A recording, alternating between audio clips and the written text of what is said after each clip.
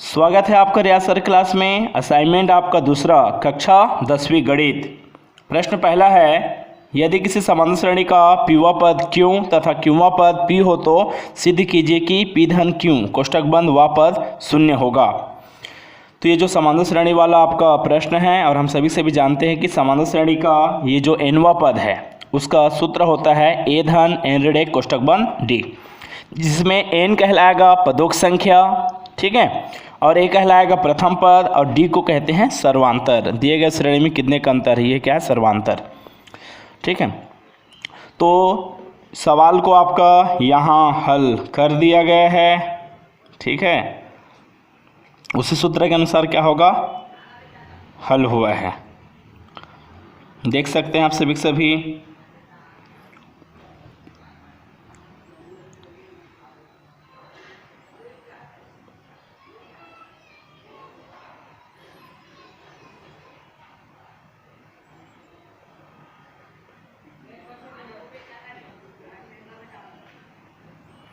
हल करने के बाद सर्वांतर प्राप्त हुआ ऋण एक।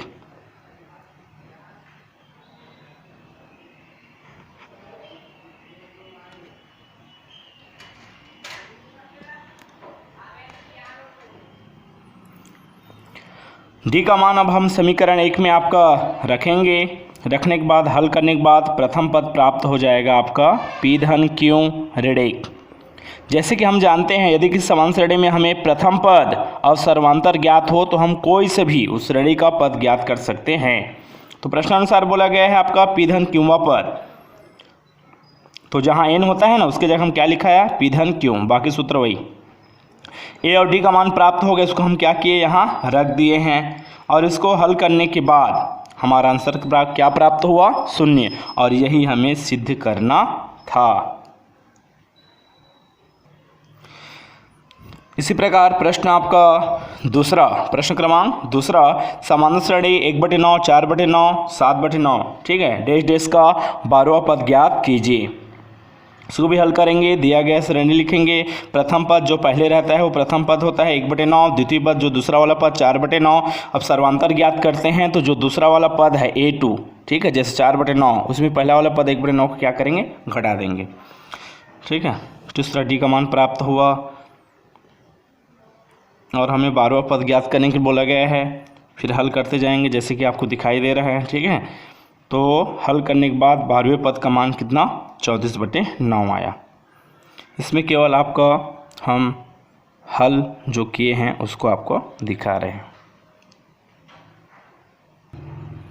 ये रहा आपका प्रश्न तीसरा, यदि 3 धन x कोष्टक बंद अनुपात 5 धन x कोष्टक बंद अनुपात 8 धन x हो तो मान ज्ञात कीजिए। चूँकि आपका पहले भी आपका पिछले सत्र भी आपको वीडियो जैसे बनाता था तो सवाल लंबा हो जाता था, एक साथ का वीडियो फैलाकर बनाता था, तो ठीक है, तो इस कारण आपको सीधा हल अभी दिया जा रहा है। यदि आपको चाहिए पूरा हल करके समझाते हुए तो आप कमेंट बॉक्स में ज़रूर लिखिए। ठीक है, इसको हल करने के बाद देखिए x का मान ज्ञात करना था, और x का मान हमें प्राप्त हुआ है 1। ठीक, ये रहा प्रश्न चौथा, 18 और 6 का तृतीयानुपाती ज्ञात कीजिए। जितने भी प्रश्नों का ये हल हुआ है, यदि आप इनका PDF प्राप्त करना चाहते हैं तो आप हमारे व्हाट्सएप नंबर, ठीक है, 9039452398, इसमें आप प्राप्त कर सकते हैं। ठीक है, व्हाट्सएप ओनली मैथ्स। ठीक है, तो ये वाले को आपको हल करने पर x का मान कितना प्राप्त हुआ है, 2। ये रहा आपका प्रश्न पांचवा, यदि PA बराबर PB हो तथा बिंदु A तथा B के निर्देशांक क्रमशः 2 0 व ऋण 2 4 हो, और P जो है y अक्ष पर स्थित हो, तब P के निर्देशांक ज्ञात कीजिए। ठीक है, तो जैसे कि हम जानते हैं आपका निर्देशांक आपका समतल में किन्हीं भी दो बिंदुओं के बीच का दूरी, जैसे P बराबर x1 y और दूसरा है आपका Q बिंदु, उसका निर्देशांक x2 y2 के बीच की दूरी। तो ये बीच की दूरी का आपका सूत्र है PQ बराबर आपका करणी x2 ऋण x1 पूरे का वर्ग धन y2 ऋण y1 पूरे का वर्ग। इसी सूत्र का उपयोग करके ये सवाल हल हुआ है। ठीक है, देखिए आपको यहाँ हल करके दिखाई दे रहे हैं।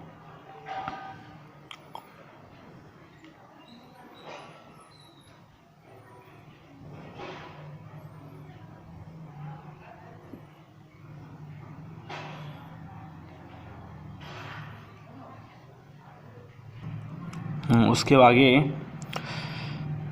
आगे ऐसा हल हुआ है, देखिए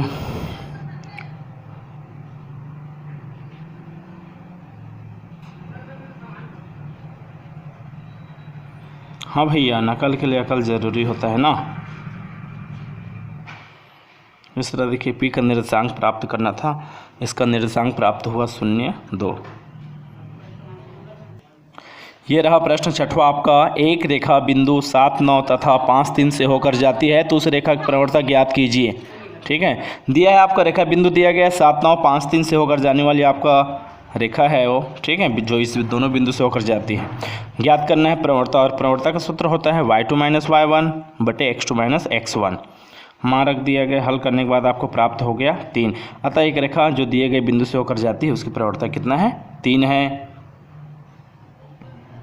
और ये रहा आपका असाइनमेंट का लास्ट क्वेश्चन। x के विभिन्न मानों के लिए x⁻2 का मान ज्ञात करके x और x⁻2 के मानों के बीच एक आलेख खींचिए जहां x का मान, यही ध्यान रखना है मेरे भाई, जहां x का मान ऋण 4 से धन 4 के बीच में हो। क्या बोला गया है? ऋण 4 और धन 4 के बीच में हो। तो दिया है x का मान ऋण 4 से धन 4 के बीच में, पूर्णांक संख्या है वो। ठीक है, तो इसके बीच में क्या आएगा? तो संख्या रेखा हम सभी से भी जानते हैं, बीच में शून्य होता है, इस तरफ धनात्मक संख्या दाईं ओर और बाईं ओर होता है ऋणात्मक संख्या। तो सवाल में बोला गया है ऋण 4 और ये धन 4 के बीच, तो ऋण 3 आ जाएगा, ऋण 2 आ जाएगा, ऋण 1, 0, धन 1, धन 2, धन 3। यही आपका क्या होगा? इसके बीच में है। इन्हीं को लेकर क्या करना है? आपका ग्राफ खींचना है। ठीक है, तो x का मान ऋण 3, ऋण 2, ऋण 1, 0, 1, 2, 3 ये प्राप्त हो गया। अब प्रश्नानुसार बोला गया है x का मान जैसे कि बोला गया था ये हम लिख दिए। फिर x का वर्ग, तो ऋण 3 का क्या करेंगे? वर्ग। ये देखो यहाँ हल करके दिया गया है आपका। ठीक है, बताया गया है ये x का मान हो गया और यहाँ x⁻2 बोला गया है मान, तो ऋण 3 का वर्ग। ऋण 3 का वर्ग मतलब ऋण 3 को 2 बार गुणा, ऋण और ऋण का गुणा धन, फिर 3 गुणा 3, 3 तिया 9। वैसे आपका ऋण 2 का वर्ग तो क्या हो जाएगा? ऋण ऋण धन, 2 गुणा 2, 2 दूनी 4, ये ऐसा। ठीक है, तो इन सबको हल किया गया। ऋण 1 का वर्ग तो ऐसे क्या हो जाएगा? ऋण 1 गुणित ऋण 1, ऋण ऋण का गुणा क्या होता है? धन, और 1 एकम 1। तो इस तरह से आपका क्या किया गया? हल किया गया। यहाँ आंसर जो आया है ना वर्ग वाले में, इसी को यहाँ उतारा गया है। नाम आया है, दूसरे में 4, फिर 1, 0, धन आया है, धन को नहीं लिखेंगे तो भी चलेगा। ठीक है, तो इस तरह x का मान ऊपर वाला, x⁻2 का मान नीचे वाला। फिर बोला गया आपको देखिए इसी में निर्देशांक बिंदु, अर्थात पहला वाला x अक्ष के लिए ऋण 3 और ये वाला जो दूसरा वाला है ना ये y अक्ष के लिए है। ये किसके अक्ष के लिए है? y अक्ष में दर्शाएंगे ये वाला। तो x का मान ऋण 3 और y का मान क्या रखा आएगा? 9। तो फिर दूसरे में ऋण 2, 4, फिर ऋण 1, 1। ठीक है, फिर आप 0, 0, 1, 1 और 2, 4 और लास्ट वाला कितना? 3 और 9। ठीक है, ये सही पूरा हल किया गया है। हल करने के बाद ये जो बिंदु प्राप्त हुआ है ऋण 3, 9, ऋण 2, 4, इन सब को क्या करेंगे? हम ग्राफ में प्रदर्शित करेंगे। फिर जो बिंदु प्राप्त हुआ है उसको हम क्या करेंगे? ग्राफ में दर्शाएंगे। ठीक, आलेख प्राप्त करेंगे। तो पैमाना लेंगे आपका x अक्ष में 1 सेंटीमीटर बराबर 1 इकाई, वैसे y अक्ष में 1 सेंटीमीटर बराबर 1 इकाई। x अक्ष में हम x के मान को दर्शाएंगे और ये जो खड़ा वाला y अक्ष है इसमें हम क्या करेंगे? x⁻2 है ना उसका मान हम क्या करेंगे? दर्शाएंगे। ठीक है, तो पहला बिंदु क्या था? ऋण 3 और 9 था ना। तो यहाँ ये ऋण 3, तो ये देखो आपका इस तरफ धनात्मक संख्या होता है दाएं हाथ की ओर और उस तरफ ऋणात्मक संख्या, और y वाला ऊपर धनात्मक, y वाला नीचे ऋणात्मक। तो पहला है ऋण 3, 9 मिला है ना, तो ये देखो ऋण 3 कहाँ होता है? x में ये, और y का मान आपका धन 9 है ना, तो इसको हम क्या करेंगे? ऐसे बढ़ाएंगे कहाँ तक? 9 तक। ये बिंदु हमें मिल गया। ठीक है, ये रेड 3 हो गया यहाँ तक है थे, और ये 9 इसको ऐसे मिला देंगे 9। तो ये जो बिंदु दिखाई दे रहा है वो किसके लिए है, रेड 3 9 के लिए। वैसे ही आपका दूसरा वाला रेड 2 4 के लिए है। ये रेड 3 नहीं है ना, क्या है, ये 2 है, अल्पविराम लगाए हैं, पास में हो गया है। रेड 2 और ये क्या है 4, ऐसे मिला दिए रेड 2 के लिए। कहाँ तक, जहाँ 4 आया है ना वहीं उसी के सामने वाले तक ले जाना है लकीर तक ये।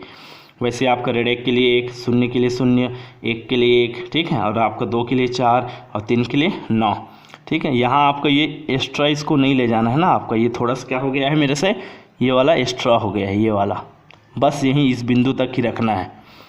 तो इस तरह से सवाल बोला गया था कि रेड 4 और क्या, रेड 4 और धन 4 के बीच में जो है पूर्णांक संख्या, ठीक है, उनको लेकर क्या करिए, ग्राफ खींचिए बोला गया था, आलेख बनाइए। इस प्रकार क्या हो गया, आलेख प्राप्त हो गया।